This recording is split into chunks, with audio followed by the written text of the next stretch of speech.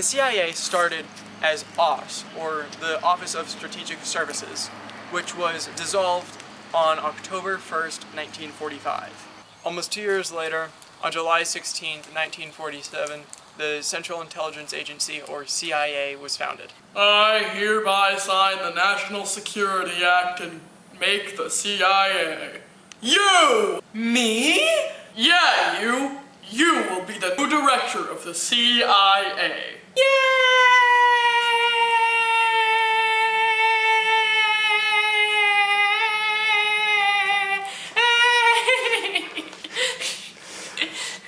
The CIA has a pretty big hierarchy, as can be seen in front of me now. As you can see here, the director is the big head honcho, the leader, the big scary guy, if you will.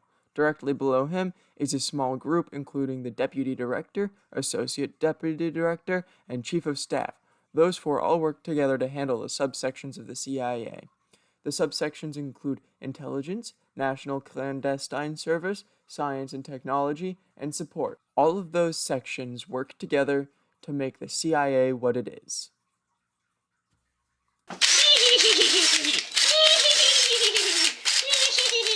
MKUltra was a series of human tests taking place from between 1953 and 1973. These tests included manipulation of the test subject's mental state to try and see what would happen. In these tests, test subjects would be given LSD to try and see if they could gain mind control or other special abilities. What happened most of the time was the test subjects would be having a great time.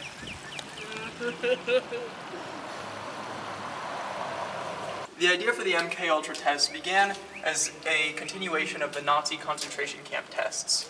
The LSD was the biggest part of MKUltra's tests, and in the 1950s, they bought $240,000 worth of LSD, or $3 million in today's money. The CIA would send LSD to hospitals around the country, trying to see what would happen to people who were given the drug unknowingly. The CIA was hopeful that they would be able to find a truth serum or truth drug of some kind. But why did they do these tests? Good question, Helper. See, the USA was in a state of paranoia. They had just lost their monopoly on nuclear technology. On top of that, communism was at its height and fear was running rampant. They were scared, and the CIA wanted an upper hand and, just like something.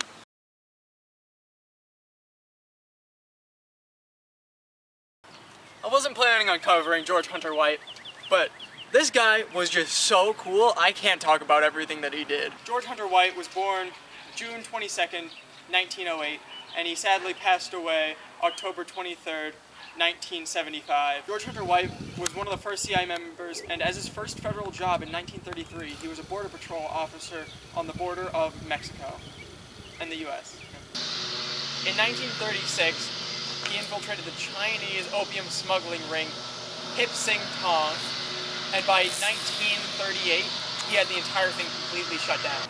George Hunter White was personally asked for by the US government for World War II whenever they needed to gain top secret information on the Axis powers. In preparation for this mission in World War II, he was sent to a training camp in Toronto, Canada called Camp X, where he was trained in many aspects of war, including, but not limited to, guerrilla warfare, reconnaissance, sabotage.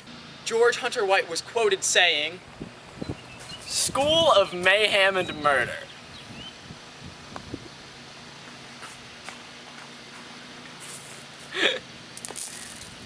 My name is...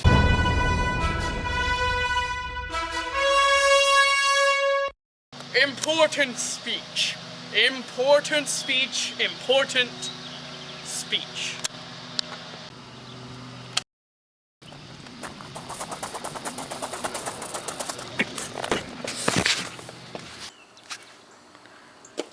There were many attempts by the CIA to kill Fidel Castro, such as funds, as seen here, and bombs, and many, many more. The CIA also attempted some character assassination, such as spreading rumors about him, removing his very well-known beard, and lacing his recording studio with LSD to make him sound crazy during his recordings.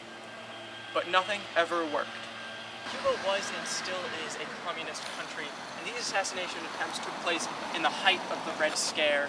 The order to kill Fidel Castro, surprisingly, came from Jonathan Fortnite Kennedy's own administration. Hey, I need you to kill the cast, bro.